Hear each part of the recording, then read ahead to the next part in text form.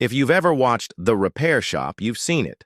It's that easy rapport and the quiet moments between Jay Blades and Suzie Fletcher in the workshop. You can't miss it. There's the gentle nod of understanding from Jay as Susie works on a delicate piece of leather.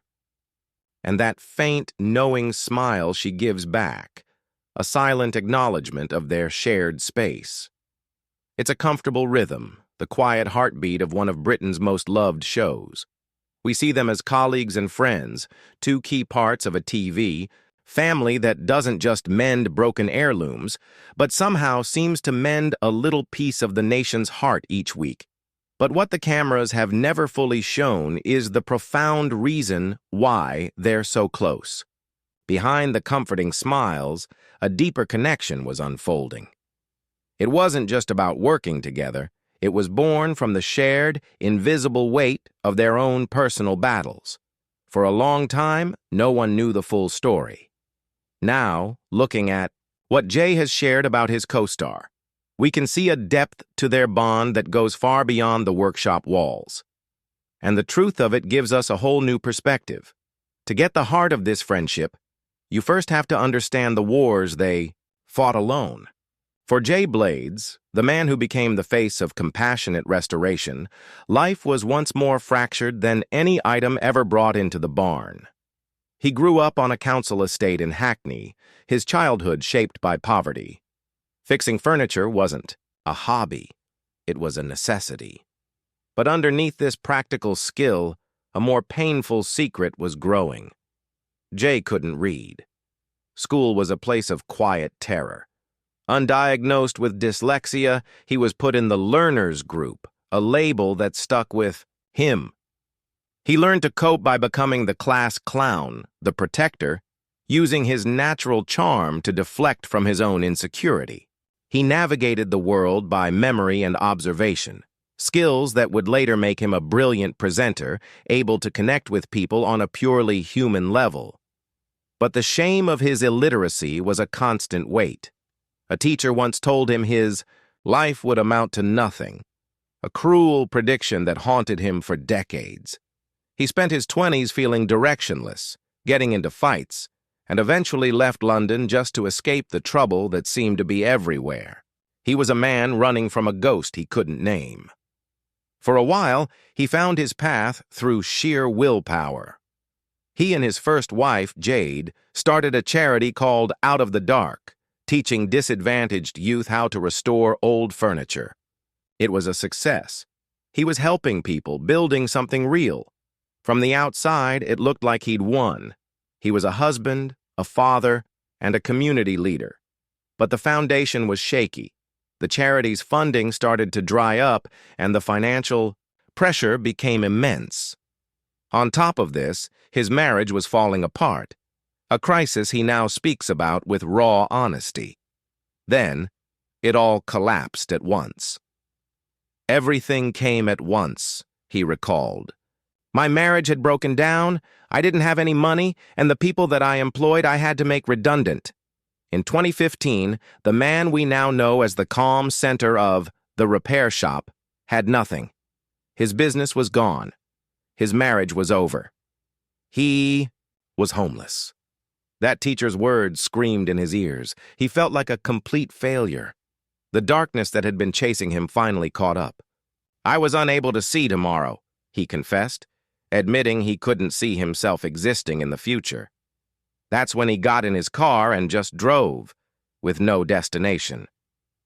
He ended up in Wolverhampton, sleeping in his car for days, not eating, totally disappearing into himself. He was so lost that his ex-wife reported him missing. It was rock bottom, a place so bleak he came close to taking his own life. He said he'd put all his life's negativity into a box, and now the lid had slammed shut. It was only when a friend, contacted by his ex, pulled him from the car that the slow process of repair began. He would later say, "The biggest repair job we've done at the repair shop is me." It was from this place of utter brokenness that Jay Blades started to rebuild, piece by painful piece. While Jay's struggles were a public collapse, Suzie Fletcher's battles were fought in the shadows. For years, her pain was a quiet, slow erosion of the self, hidden behind a calm demeanor and hands so skilled they could breathe life back into damaged leather. But behind that gentle smile was a story of survival few could have imagined. Susie's love for leather started in childhood, sparked by an obsession with horses that became her life's calling. She was a free spirit, deeply connected to nature. Her talent was obvious, and she became a master saddler, a job that requires incredible patience. In the 1990s, looking for adventure, she moved to the United States. In America, she built a successful life. She met and married a man named Rob, and they lived in Colorado, where she ran a thriving saddlery business. To the outside world, she was living the dream. But the reality of her 18-year marriage was much darker. Over time, the relationship became defined by coercive control and emotional pressure. While she kept the details private for years, Susie has since spoken about the devastating toll it took. In her memoir, The Sun Over the Mountains, she describes how she slowly lost her confidence, how her world shrank, and how she became a very quiet and introverted person. Her workshop became her sanctuary, a place where her hands could do the talking her voice no longer dared to. The turning point came when her husband was diagnosed with pancreatic cancer. After he passed away in 2013, Susie was left adrift. The life she had known for more than 2 decades was over. She was, in her own words, a broken person. In this fragile state, she returned to the UK. She wasn't just coming home, she was running from the ruins of her life, searching for a way to start over. She carried the heavy weight of her grief and the deep scars of a relationship that had worn down her sense of self. It was her brother, the familiar face of clockmaker Suzie Fletcher, who gently nudged her toward a new path. He suggested she join him on a quiet little show about fixing old things. Susie was hesitant, worried about stepping into the spotlight, when she felt so lost. But she took the leap. When Suzie Fletcher walked into the repair shop barn, she brought more than just her incredible skill. She brought the hard-won wisdom of a survivor and a quiet, profound understanding of what it means to be broken. The Repair Shop was never just a TV show. When it first aired in 2017, it was a simple concept. Bring Britain's best craftspeople together to mend cherished heirlooms. But it quickly became something more. There was no manufactured drama or fake competition. Instead, there was a real sense of teamwork, respect, and shared purpose. For the experts, it was a community. For the contributors, it was a safe place to share personal stories of love and loss. The barn itself became a sanctuary. Into this unique space walked 2 people carrying the heavy burdens of their past. Jay, having pulled himself back from total despair, was now the warm, charismatic host. And then came Susie, returning to England as a broken person, her confidence shattered. Their connection didn't happen overnight. It was a slow, quiet unfolding, built on unspoken understanding. When Susie first joined the show, she was reserved and still finding her way. She remembers feeling a bit lost and approached Jay to admit her uncertainty. That conversation was a turning point. They talked, for a long time discovering they shared similar life struggles. Susie said of that moment, "I felt an incredible connection with him and had an appreciation of what a remarkable person he is." Jay, having navigated his own darkness, had a rare kind of empathy. He didn't need Susie to spell out her pain. He could see the fragility behind her quiet strength, because he'd lived it too. He recognized the armor she wore because he'd built his own. And so, he gave her what she needed most: space. He didn't push or probe. Instead, he created what he called a soft perimeter around her, a zone of safety where she could simply be. His support wasn't for the cameras. It was in the small, consistent gestures, a quiet word, a shared look, a steady presence that asked for nothing. The workshop became a form of therapy for them both. For Susie, the methodical act of restoration was healing. Each careful stitch was a small act of bringing order to chaos, a powerful metaphor for her own life. She has said that using her skills in such a positive way helped restore her joy and confidence. For Jay, helping people tell their stories gave him a new purpose. His own experiences with loss gave him an authentic understanding you just can't fake. He wasn't just hosting a show, he was facilitating healing. This is the magic of the barn.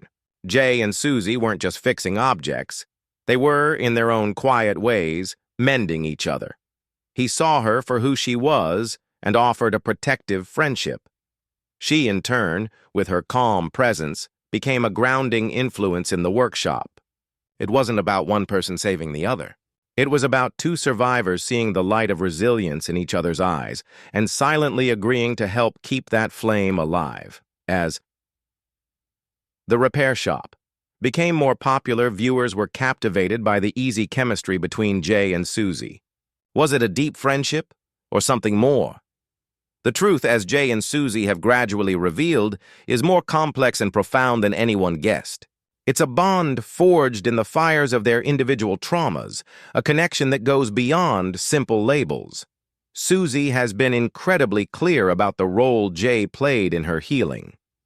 She credits him, along with her brother Steve, for helping her through some very dark days and for allowing her to start to believe in myself again. He gave her the space she needed to find her voice again, never pushing, but creating a safe harbor where she could unpack her grief at her own pace. But Jay's side of the story adds another layer. His support for Susie wasn't just kindness, it was a deeply personal mission. In candid interviews, he has opened up about the intensity of their connection, revealing that he was, in a way, protecting her and myself. He was protecting her from the chaotic world of TV, yes, but also from the parts of himself that he feared could lead to another collapse. This wasn't about a romantic fear. It was a confession of profound vulnerability. He admitted that Susie's steady, calming presence became a lifeline for him. He described her not just as a friend, but as a guardian against the very dark impulses that had once shattered his life. Her quiet strength became an anchor for his own fragile peace. This is the deeper story. Their bond isn't a simple friendship. It's a testament to a chosen family. Two people who, having walked through hell, found a unique form of salvation in each other. Jay became the quiet protector of Susie's hard-won peace. In return, Susie, with her unwavering calm, became a steadying force for Jay, a human anchor holding him to the shore when his own past threatened to pull him under. He noticed how she would literally hold her breath during reveals, sharing in the contributor's emotion because she understood loss so intimately. This wasn't just a casual observation, it showed how closely he watched over her, recognizing her deep empathy because it mirrored his own. Their relationship is a quiet dance of mutual support. He provided the safety for her to be vulnerable. She provided the stability for him to feel safe. This is a love story, but not one of romance. It is a story of profound, platonic love built on shared scars and the mutual desire to see the other person whole. They were both works in progress, and in the sanctuary of the barn, they became each other's most important restoration project. So, the next time you watch The Repair Shop, look closer. When you see Jay Blades place a comforting hand on a contributor's shoulder, know that his empathy isn't for the camera. It's a language he learned in his darkest hours. When you see Suzie Fletcher handle a fragile heirloom with such care, know that her gentleness isn't just a skill. It's the hard-won grace of a survivor who knows what it means to be broken and how precious it is to be made whole again. And when you see them share a quiet smile across the workshop, know you're witnessing more than friendship. You are seeing a silent acknowledgement of a profound, life-altering bond. A bond between two people who found each other at their most broken, and through quiet loyalty and unspoken understanding, helped piece each other back together. Theirs is a story not about fixing things, but about mending hearts. It's a powerful reminder that sometimes the greatest restorations are the ones that happen inside of us. They are more than colleagues, more than friends. They are family. And the quiet, enduring love between them is the real magic of the repair shop. If you were moved by the incredible story of Jay and Susie's bond, subscribe for more powerful stories about the people behind the screen. Their journeys of resilience and healing remind us that even after the deepest fractures, restoration is always possible.